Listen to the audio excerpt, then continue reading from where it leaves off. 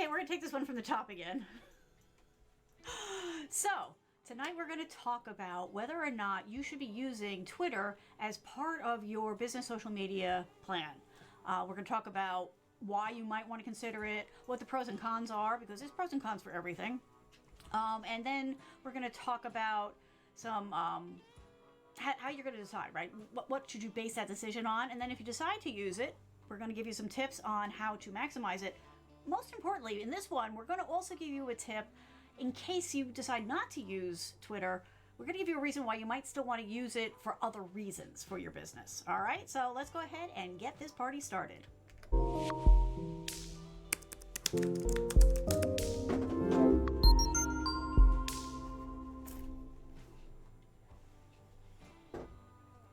All right, hello, good evening.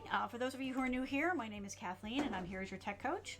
On this episode, we're talking about Twitter. So why you would possibly want to use it for as part of your social media platform approach for your business, some of the reasons behind that, some pros and cons, because hey, pros and cons exist, some things to keep in mind as you're going through the decision-making process, and then if you decide that you do want to use it, we've got some tips at the end so that you can maximize your use of Twitter. And also a really good tip for those of you who maybe won't use it for your social media platforms, but another reason why you might want to go ahead and use it as part of just your information collection strategy. All right, so hopefully everybody is back. We had a little glitch at the beginning, but you know, that's technology. That's the way things go sometimes. So let's go ahead and jump on in to the party. Okay, I've got that, and see, now I'm double.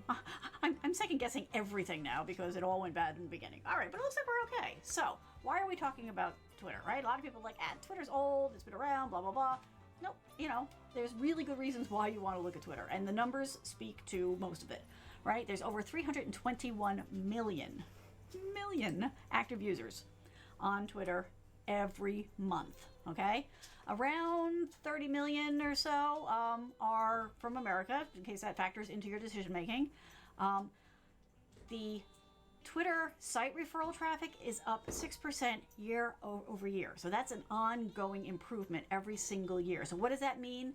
That talks about the number of people who Twitter sends to your website or whatever it is you're pointing them to. That's a big number for site referral. I know it might not sound it if you're new to the analytics thing, but it's huge. You very often see 1 and 2%, so 6% is a big number. If you're into advertising, which we all should be on some level, Twitter ad engagement is up 23% over the past couple of years.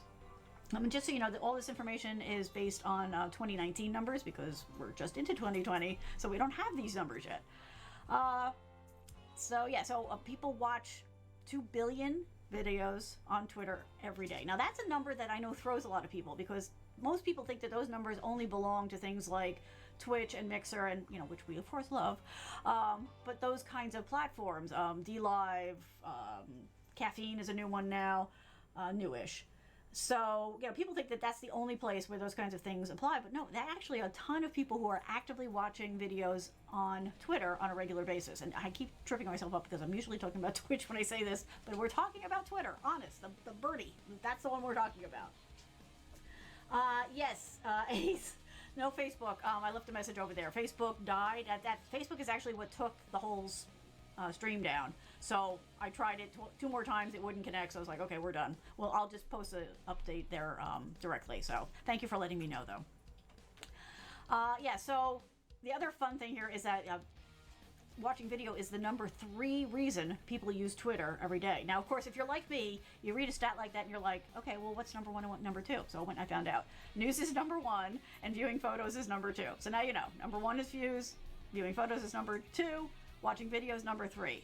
That's a pretty big 1, 2, 3. Twitter's users spend 26% more time with ads than any other social media user. Again, that's a big number. Again, when I was having this conversation with somebody a couple days ago, and they're like, "Oh no, that would be Instagram," and I was like, "Well, the numbers don't bear that out." I compared because How to Lie with Statistics was one of my favorite books in school. So I always compare. I don't ever just take one set of numbers, and I compared it. And the numbers do shift a little bit, a couple percentage points either way. That's just margin of error kind of stuff. But consistently, all the people who did the reporting on the numbers for last year do see a major time spend for Twitter users with ads. So that's a huge win. If you are looking to spend ad money, it is something that you really want to think about. It's something I'm actually thinking about now because I thought it was Facebook, to be honest. I was wrong. So now I know, and I'm going to go and look at Twitter. All right, let's keep going. And I had to do that one. So let's talk about some of the pros of being on, not Pinterest, really? Sorry, this is Twitter. Okay, well, now you know how my week's gone. All right, so Twitter Pro is that you get engagement. Engagement is massive on Twitter. I think that has a lot to do with the fact that there's so many different ways for people to interact with the content that's there. So for example, they can favorite a tweet, right? They can retweet it. They can respond to it. They can create their own tweet and mention it. Sorry, I'm trying to keep the puppy entertained. It's very windy out. He's very nervous. So they might, take your link and then work it into their own content. There's so many different ways, that they can DM you, they can respond to polls and that type of thing, which, again, a lot of people don't realize you can actually very easily do polls on Twitter. So there's lots of different ways for them to engage, and I think that that's one of the reasons why you see so much engagement. And the end result of that is that you also get more traffic to your website, because if people are clicking through on the links, or they get curious about you because of the content you've been posting, they go to your profile and they click through. There's so many different doorways that people can go through to get to where you're trying to point them. It's a wonderful thing. Alrighty. The next pro for it is a pretty obvious one, right? It's a great way to raise your brand profile. Unlike so many of the other things, Twitter is not a walled garden. It is the exact opposite. It is wide open. It is open to the search engines. You don't have to have an account to go in there and see what's going on. So as far as spreading your message far and wide, Twitter is a great choice. There's additional analytics. Okay, now we know I love analytics, right? If you've been here before, you've heard me wax poetic about analytics. And Twitter gives you amazing access. The trick here is to make sure that you set up a business account, which we'll mention again later, but through having a business account, you will be able to deep dive on all kinds of analytics. Now, of course, you don't, just like statistics, right? You don't want to rely on just one set of analytics, but if you combine the analytics from Twitter with your Google Analytics or whatever you're using on your website, you really do start to get a feel for who's coming, who's interested in your product or service, who is it that is referring you, all that kind of good stuff. And if you are doing any other social media, if you're doing it on Instagram or Facebook or Pinterest or whatever, they also offer pretty good analytics. So if you combine all of those, you can really get a very clear picture of who it is you're talking to and how well your message is getting across to them. So that way you can adjust, because things are constantly in flux, and so you do need to adjust occasionally. So this is another great pro for this. And tied to the analytics is you're able to see exactly who's sharing your content. Not only can you see, who liked, and who shared it and all that kind of stuff, but when you get into the analytics, you can see the numbers and the details and the metadata behind the people who are interacting with your content. So again, massively huge. This is a really, whoa, what happened? Oh boy, it's definitely one of those nights. I don't know why that just went flying past, but okay. Maybe the button stuck? I don't know. I just barely touched it. Okay, it's gonna be a night. It's okay. We just flow with it. So, Twitter is also very powerful for building your community and raising your social proof. Now, for those of you who are maybe not familiar with the social proof thing, we'll get to that in a second, but it does build community because, again, it's all the community stuff ties to the engagement, right? So when people are liking or retweeting or responding and sharing it with their own followers, maybe across even different platforms, right? People then start to interact with each other, right? So if somebody responds to you and somebody agrees or disagrees with them, they're going to respond, and the conversation starts to happen. And then the people who are doing this on a regular basis with your content start to get to, online, know each other and start to have those conversations. And I mean, I've even seen, people start with, internal jokes amongst themselves and that type of thing. But it really does work as a incredibly valuable relationship building tool between you and your audience and individual members of your audience amongst themselves. And like I said, well, most of that is going to come through retweets and replies, the likes and the shares. As far as the social proof goes, social proof is a way for people to evaluate you and your business, right? So if they are new to you, what they do is, in addition to maybe checking reviews and checking your previous content and all that, they also keep an eye out to see who's been responding to you and interacting with you and what your numbers are like, right? Because if you've only posted 2 or 3 posts and you've had like 3 people respond or like or whatever, that's not going to have as much weight as somebody who has got 200 posts and, you know, a couple of dozen, a couple hundred, a couple of thousand people interacting and sharing and all that kind of stuff. The more your numbers start to grow, the more people start to see you as being a part of the Twitter community, but also not being a fly-by-night, not being somebody who, you know, maybe doesn't have the attention span, you know, and is going to go away in 20 seconds or when they really need you.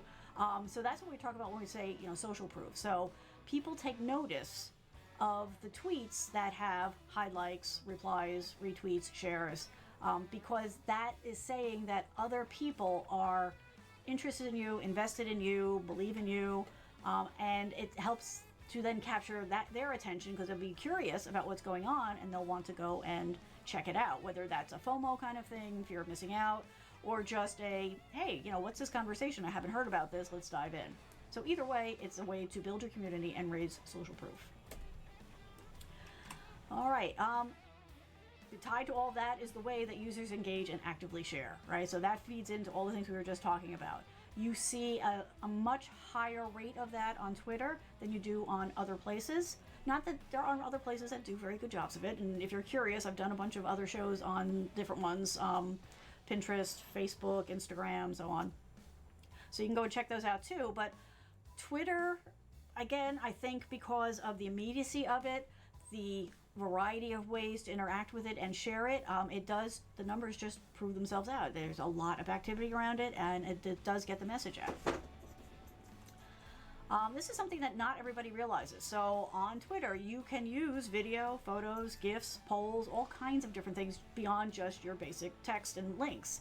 And so that also gives you the flexibility to be creative about the content that you're putting out there, how you're presenting it, giving you the opportunity to, you know, add a little variety to stuff. You don't want, just like all the other social platforms, you don't want it to be me, bye, right? You can mix it up. You can put something funny out, you can put something informative out, you can, you know, share other people's content, you can maybe do a video for, you know, one topic, you can do, you know, polls for others. So again, it's that variety that gives you an incredible toolbox to get out there and communicate with your audience.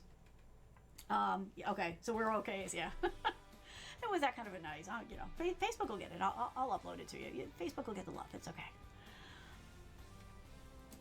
All right. So again, why does it still say Pinterest? I don't know, but we're talking about Twitter. I'm sorry. I don't know. Everything's a little wonky tonight. I'm not really sure why, but I think we're going to do a complete reboot, maybe reinstall some stuff tonight. That'll be fun. Okay, so the cons of Twitter. And of course they're there. There's a very small window of visibility for anything that you post. So again, different people have, you know, different numbers for this, but somewhere around 24 minutes is about what they call the half-life of a tweet, meaning that half of the engagement you're going to get is going to happen in that first half hour or so of you posting it. Now, this is also kind of a pro because it means that it's okay. It's always okay on social media to reuse a post, but it's even more okay on Twitter because Twitter is such a fire hose. Okay, that's really part of the visibility issue. Is there's a torrent of activity going on there all the time. So if you post something, you know, today at, you know, 9 a.m. and then you post it again tomorrow at 3 p.m., you're guaranteed of hitting a completely different audience. So, you know, it depends on how you want to look at that, you know, glass half full kind of a thing there. I can tell you that there have been multiple studies by different individuals and groups that have kind of narrowed down the sweet spot, and that is that tweeting 1 to 3 times a day seems to be ideal. That seems to give you the best visibility and the highest engagement rate. As soon as you start to get into, like, 4 or more, excluding special situations, right? If you're doing a launch, if you're building up to something, if you're creating buzz, but on a regular basis, if you start to do every day, 4 or more, people generally see a decrease in their engagement. So just something to keep in mind. Obviously, your mileage may vary, but you do want to keep a close eye on it, especially as you're first working it out, because you don't want to turn off the people who are engaging with you. So start off with 1 to 3, and then if you feel like you can, then maybe try adding a 4th or a 5th, but keep a close eye on it. Do a test, just to make sure that you're not actually doing more harm than good there. Now, this is the other thing, and it's not news to anybody who watches the news. There is a lot of negativity out on Twitter. There's no two ways about it. That has scared a lot of people off of it. What I tell people is you can stay out of the mud pit, right? You don't have to go in there. So if you are very careful about who you choose to follow, right? And don't go into, don't get sucked into the Twitter wars and all that kind of stuff. You actually can have a very nice conversation there, but it does take a little work to keep, the trolls away. And you're going to slip through every once in a while, but overall, if you are very selective about it, if you are not shy about blocking people, there's no reason to not block people. You can balance that out, and you can get to the point where, like, you don't have to go and look at the negative stuff. Just keep in mind that if you do, you're kind of feeding the algorithm to say that you want more of that. So if you want to stay positive, then keep on the positive. Stay with the people that you want to have conversations with, the people that you trust, that you want to follow, and it will help to mitigate a lot of that negativity, because it can get ugly. There's no point in, don't feed the trolls. There's no point in doing that. There's no point in getting into the arguments or the wars. If you don't want to have the conversation, don't. Just remove yourself from it and block them, and then you don't have to deal with it anymore. Okay, yeah, there might be a little uptick, but eventually they go away. They've got other people they can go bother. All right, so I'm just going to take a quick break here to remind you that there is a mailing list. So if you want to stay on top of the topics that I'm going to be covering, other things that are going on, you can go to yourtechcoach.net /mailing list. Sign up for the mailing list. Right now it's going out about once a week, just to let you know what the topic's going to be for this show. But as I do other things during the year, there'll be a couple more emails, but I believe in the karma here. I am not selling it. There are no, ads from third parties in it. This is strictly a communication device between you and me, so that I can let you know what's going on. So, yourtechcoach.net /mailing list. Alrighty, let's go back. All right, we're almost through. So, how do you decide? How do you decide whether or not this is right for you? Start off with the super obvious, right? Are your target or existing customers and clients already on Twitter? If they are, then you do want to be a part of their conversations there. So you're going to want to jump on. If they're not, or if you're not sure, okay, if you think they're not, the odds are pretty good that they are, because even people who say they are not on Twitter or don't engage, they're probably there. Because of curiosity, we're humans and we want to see what everybody else is doing. So there's that. But if you're not sure, you can always run a test, right? Say for, you're going to decide, you're going to create your account, you populate your profile, you do all those things, create your business account. Try it for 3 months, right? Do 1 tweet a day for 3 months, see what your numbers look like at the end of it. That's probably the best way if you're not sure if your customers or clients are there. This is a big one. Are your competitors on Twitter?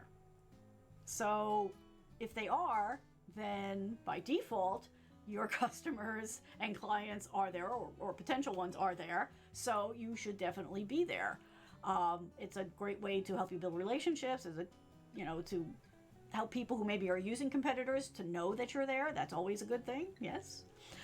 So definitely, do a little research, go poking around, see if, they're out there. Try all the different names, hit their website, hit their social media, see if they've got that little Tweetbird icon there, and then go check out and see, are they posting, how often do they post, what do they post, all that kind of good stuff, because you can definitely get a feel for what's working, what isn't, by looking at what they're doing, if they're in, your business or a parallel business. And that will let you know maybe, how to jump in quickly and how to build your strategy. This is another one. Is there an expectation in your industry that you're going to be on Twitter? What this is really things are jumping. Some industries that's very much the case. Others maybe not so much. You're going to have to do a little bit of research to find that out for yourself. There we go. I really wanted to get to this one. Do your customers and your clients expect to be able to reach or get customer support from you through Twitter? That Twitter as a customer service channel is very big and has been for a while. Frankly, that's what I use all the time, because I've found that emailing a customer service email address is like, yelling into the wind. Many people, don't pick up their phones anymore. But if you at somebody because you're having a problem, it's become a very common way to get answers and solutions. Also, it's a really good way for your customers to see if you're having a problem that other people are already complaining about or notifying you about. Maybe it's not a complaint, maybe it's a notification, maybe they're trying to help.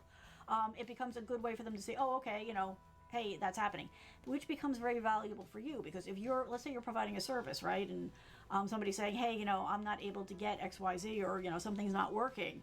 Well, if you get that from one customer, okay, maybe they're having a problem, maybe it's on their end. If you get it from 10, then the odds are it's not them, it's you.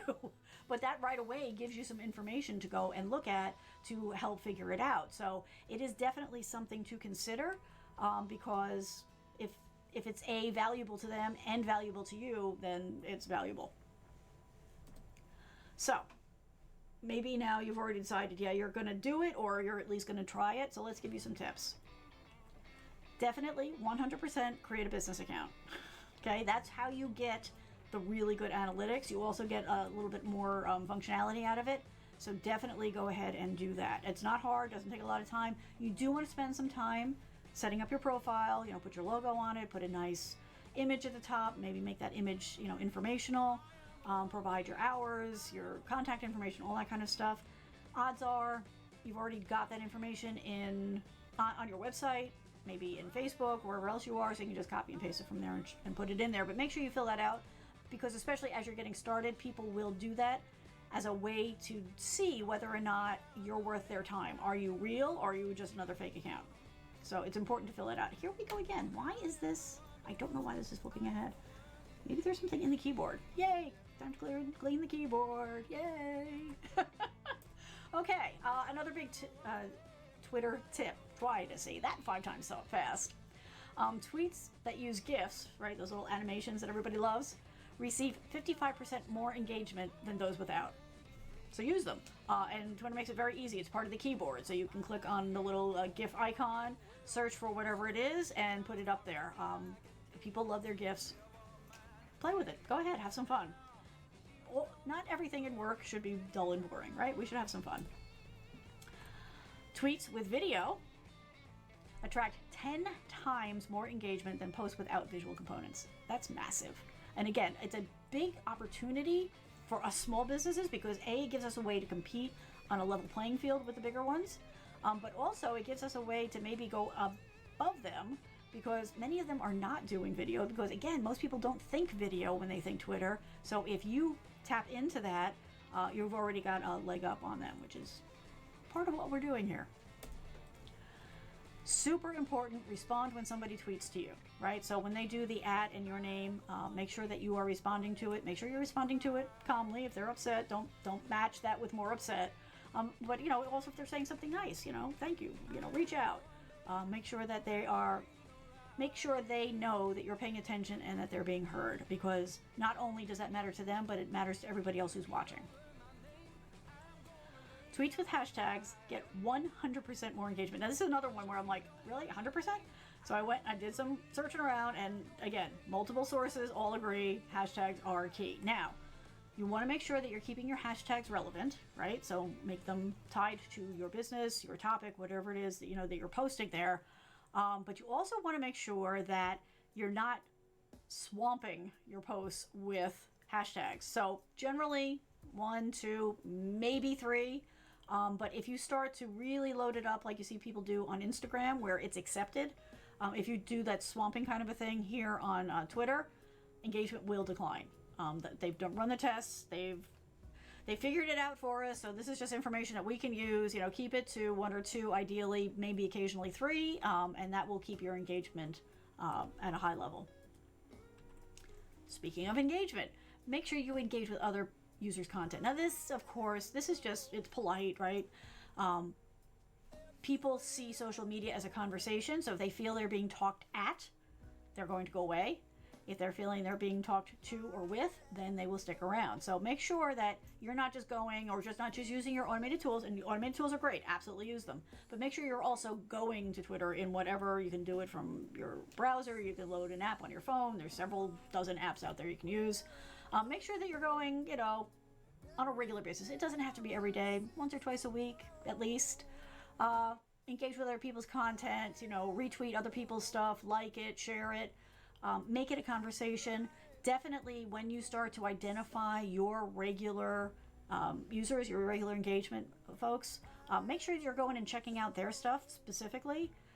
Dropping a little comment there, dropping a like, dropping the hearts. It doesn't take long. It's literally seconds. But by doing that, you're going to be seen as engaging instead of just advertising, right? And so this is something you want to do early and often, of course. And you want to make sure that you're not just looking for other people to share, but that you are actively sharing other people's stuff. Keep it brief. So now people kind of laugh when I first said this to a group I was talking to. It's like, well, yeah, you're limited on a number of characters, and most of them thought it was still 140. The 140 is where it started. It's now 280, but you have that 280 that's your post, right? That's your text, that's your hashtags, that's any user call outs that you're doing, any usernames. So it's not a lot, but you want to keep it tight. And there's a couple of reasons for that. One is just because it's good practice, the numbers are proven out. The sweet spot again seems to be somewhere around 80 to 110 characters. And again, that's including your hashtag, your user tags, your actual content. Part of the reason for that, in addition to just it being easy to quickly, read and consume it, but it also makes it easier for people to retweet, because the number of characters in your message count towards them being able to retweet it as a post. So if you've done 100 characters, right, and they're allowed 100 to 80. So if you've done 100, then they've got 180 to work with. So just basic math here. Because if they have to then start to edit things and cut things down, then they're not going to be as willing to engage, because they don't need retweeting you to become a job. So you want to make it easy. You want to leave enough of a cushion to make it easy for them to do that. And so you want to do that by keeping it, 110 characters or less. In general, obviously, these things can change. Always on all social media, but especially on Twitter, use hashtags, right? Now, again, you're not going to use a ton of them, but use very specific ones. Also, keep an eye on the hashtags being used, because very often there are trends happening that you can piggyback on. So keep an eye on it, see what works. Obviously you're not going to just piggyback on something because it's trending. You have to be able to tie it back to what it is you're trying to talk about. But as long as you can do that, then you're totally fine, and go ahead and do it.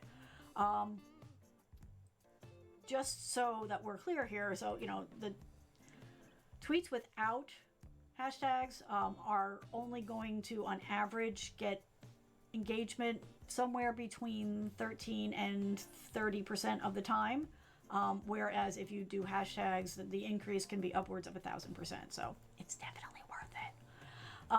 And it's a good way to make it easy for people to find you, because very often if people are kind of surfing around, maybe they're killing time on a bank line or waiting to pick up the kids or whatever, they'll click on a hashtag in Twitter just to see what content is going on around that. So it's a great way to increase your findability, and it's also a great way for people to find you just through general searching, and it also makes it much easier for them to share. So it's a big win. It's also a big part of the culture, to be honest. The hashtag, depending on who you talk to, most people think, it started with Twitter. If people don't agree with that, then they will at least agree that it definitely got a lot more attention with Twitter, because especially in the early days when you were, limited on the number of characters you could use, 140, hashtags were a great way to kind of expand your reach a little bit with, using very few characters. So definitely always use at least one, maybe 2 or 3 hashtags. Recycle great content. I don't know where that S came from. So recycling great content means if you posted something and it did really well once, go ahead, reuse it. Again, the odds are that it'll be a completely different audience because of the fire hose of data and content that goes out there. So don't be afraid to, recycle it. Now that doesn't mean to post it every hour of every day for a week. Be selective about it. But you can bring it back up. You can do it, one day and then another day. But you would be surprised how well that works, and how it's actually not only okay, but completely acceptable in the Twitter universe. Like, even if somebody does see it twice, they're not going to get angry or frustrated with you because they understand that there is so much content and it's only visible for such a short time that, they may, if they're following just a small group of people, they may see yours, twice, and they're not going to have a problem with that. So keep an eye on the numbers, see what does well, see what doesn't, right? So you know what to do again, what not to do again. And if something does really good on its own, go ahead and reuse it. And as always, if you need help, feel free to reach out. I am always here for you. You can always reach me at yourtechcoach.net just yourtechcoach.net. There's a contact form there. That's why I was saying / because I used to do that, but now the contact form is right there on the landing page for you. So if you have questions, if you have comments, if you have something you want me to cover on the show, absolutely go ahead and reach out. Now, for those of you who are paying attention, yes, I did say that there was an extra tip on this one, and that is, even if you decide not to use Twitter for your social media content, right? You should still be there. Now, maybe you don't need to create a business account for this, but you still want to be there to monitor what your competition's doing, right? And also just to monitor what the conversations are that are going on there. So keep an eye on the trending, keep an eye on the hashtags, because even if you're not going to put your content there, those levels of activity will provide you content for wherever you do your social media, whether it's your blog post or whatever. But it is absolutely invaluable for keeping a friendly eye on the competition, shall we say. It is also a really good way for you to see the frustration points that existing customers of your competition are having, because, hey, maybe that's an opportunity for you. It's one of the few places where you can see both sides of it, right? You're going to see obviously what they're posting, how people are responding to it, but because of that expectation for most people that they can get customer service's attention through Twitter, that means you've got insight into their problems and bases. And the flip side of that is, whoops, sorry, the dog just scared himself. The flip side of that is you want to keep an eye on Twitter, even if you're not posting there, to see if people are talking about you. Good or bad, but you do want to keep an eye on that kind of stuff. Now, there are ways that you can automate that. You can use things like if this, then that. There's other ways that you can get alerts, for specific keywords or hashtags, that type of thing. So that's the extra tip on this one, is because Twitter is such an open social media platform, you can follow and see what's going on with your existing, I hate to call it competition, but other people in your area, right? Other people in your field, see what their customers are and clients are happy about, not happy about, looking for, because that's information for you, right? That's like gold for all of us, right? It's a good way to see just generally what is being spoken about. Again, stay out of the muck. But there's very interesting, good conversations going on there, so you can keep an eye on things that way. And you can keep an eye on to see if anybody is mentioning you, even though you're not there. Good or bad, that's just good information to have, right? Okay, and then I'm just going to give you one extra tip, which I've been throwing into all of these, and that is when you start on any social media platform, you are going to get people reaching out to you saying, hey, I see you just got started out, for X dollars, I can get you 100,000 followers or 10,000 followers, whatever. Do not buy followers. That's always a scam. It's always garbage and actually can work against you on these social media platforms. So I'm just going to keep saying that because I know that it happens to everybody and it feels tempting in the moment, but it's not, it's a waste of your money. It's a waste of your time. So do the work, right? Set up your account, start posting. It will build over time much more quickly than you might expect. All right. Okay, well, thanks for sticking through this with me. Oh, wait, we got a question here. Do companies need to hire someone to take care of their Twitter and other social media stuff? Also, what about tweets I get promised to? Oh, okay, see, now I answered Ace's question, and I didn't even know that it was there yet. But thank you for the question, Ace. So we already answered about the, buying followers. That's never a good idea. Most of them are dead accounts or bots, and frankly, so just to get back to that for a second. So the people who are doing that, they end up with, getting dead accounts, fake accounts, bot accounts, all of which actually works against you on the algorithms for any social media platform, because if they see that most of your followers are what they already know to be fake or useless or empty, they'll actually downgrade you in the analytics. So you really don't want to do that. As far as whether or not a company needs to hire someone to take care of their Twitter or social media stuff, have to? Absolutely not. You can automate a lot of this stuff. The whole trick here is don't try to be everywhere all at once, right? If you are not doing social media yet, pick one. Pick one. Say you're going to do it for 3 or 6 months. Do it faithfully. Use the automation tools. There's free automation tools out there. There's paid ones. Pick whichever one works for you. If you're curious, I've done a couple of shows on them. Or you can reach out, and I'm happy to explain it. See, there's my Twitter. Now, my Twitter is your_tech coach, by the way, because somebody had the other one and wouldn't give it to me. They're not using it, but they won't let me have it. Whatever. But no, you don't have to pay somebody, and there are reasons not to pay somebody.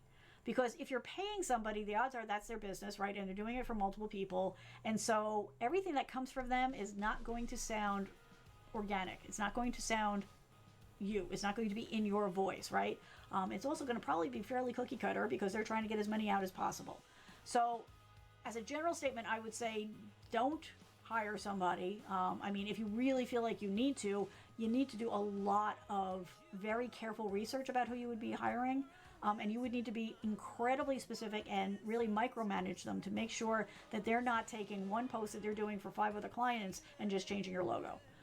So in general, you want to do it yourself. It's really not that hard, to be honest, because these are little short bites, right? It's not like, you're going to do a 6-week course or anything.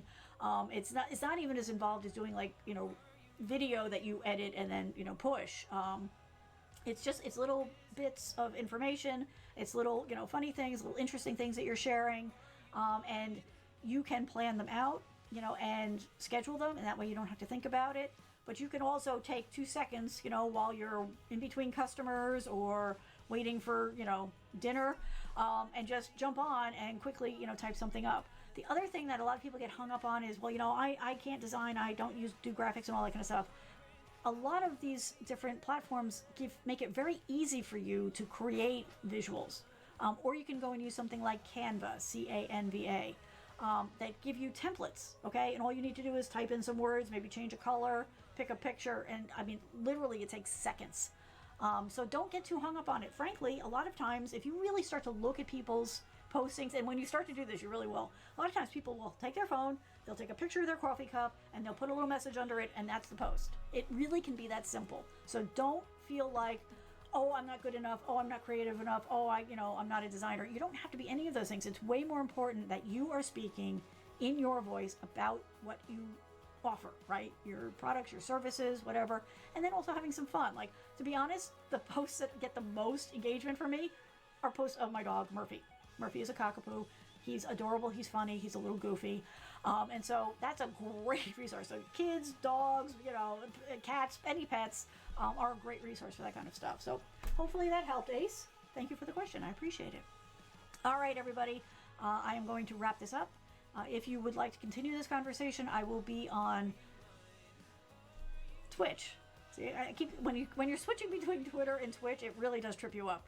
I will be on Twitch tonight around 10:30. I'm your tech coach over there. If you'd like to continue this conversation, you can come join us there. Otherwise, I will be back here next week, as I am every week, at 8 p.m. Eastern Time on usually Facebook, on Mixer, and on YouTube. And I hope you will come and join the party. And again, if you sign up for the mailing list, you'll know what the topic is ahead of time. Thanks so much, everybody. I hope you're having a great week, and we will talk again soon. Bye.